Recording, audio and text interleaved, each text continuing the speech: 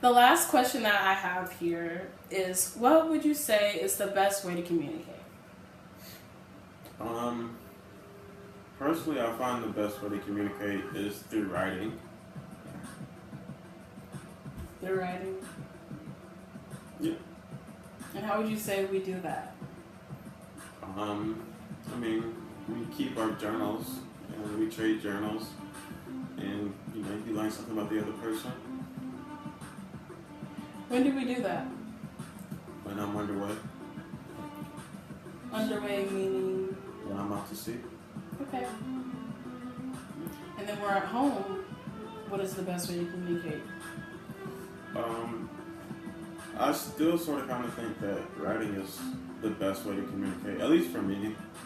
Like, when you write, you can sort of kind of like plan out what you're going to write. So whether you write something and scrap it, then write again or whatever. Like, a lot of my journals I've written more than once just because maybe I missed something, or like I wanted to put more emphasis on something else.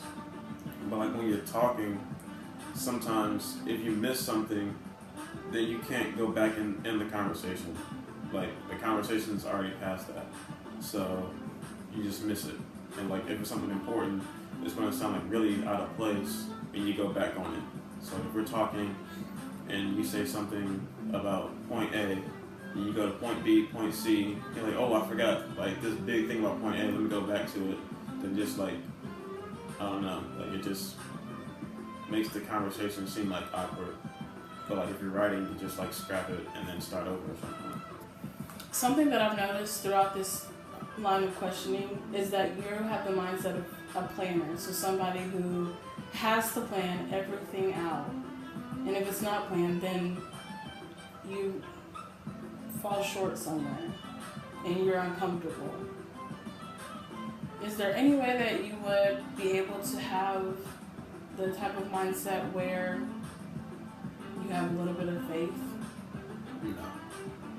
You can't see faith. Okay.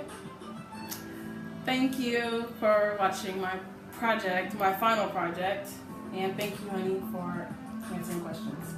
Of course.